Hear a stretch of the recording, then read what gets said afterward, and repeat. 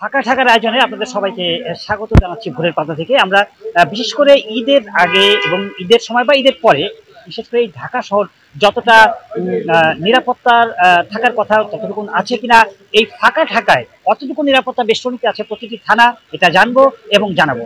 আজ তারই অংশ হিসেবে আসছি ধানমন্ডি থানায়, এবং ধানমন্ডি থানা থেকে এখানকার কর্তব্যরত যিনি আছেন অর্থাৎ অফিসার ইনচার্জ আছেন, এবং তার কাছ থেকে আমরা জানবো যে তার এলাকায় কতটুকু নিরাপত্তা উনি দিতে পেরেছেন এই ফাঁকা ঢাকায়।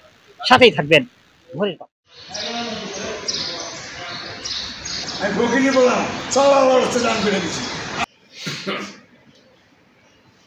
ঘর বাড়িগুলো অনেকটাই ফাঁকা হয়ে গেছে। এই উপলক্ষে আমাদের নিয়মিত টহলের পাশাপাশি যে বাইক পেট্রোল, বিশেষ করে অলিগলি যে সমস্ত জায়গায় আমাদের গাড়িগুলো প্রবেশ করতে পারে না, সে সমস্ত জায়গায় টহল জোরদার করার জন্য স্পেশাল হোন্ডা মোবাইল সেটা চলমান আছে। এবং আমাদের সিনিয়র স্যার, রমনা বিভাগের DC sir, ADC sir, AC sir, যেহেতু আমি ধানমন্ডি থানার অফিসার ইনচার্জ, ধানমন্ডি থানার আইন শৃঙ্খলা পরিস্থিতি খুবই স্বাভাবিক। এখনো পর্যন্ত কোনো ধরনের অপ্রীতিকর সংবাদ আমরা পাইনি, আশা করি পাবো না ইনশাল্লাহ। একটু জানবো আপনার কাছ থেকে, সেটা হলো যে ম্যান পাওয়ার আপনার আছে, আপনি কি মনে করেন যে আরো একটু বেশি হলে আমি আরেকটু ভালোভাবে চালাতে পারবো?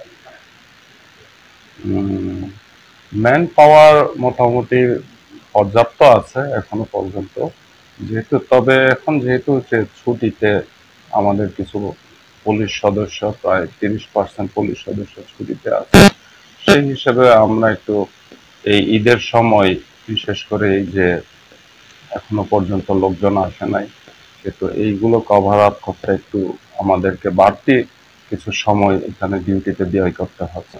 নেগেটিভ এই ধরনের কোনো সংবাদ এখন আমরা পাইনি।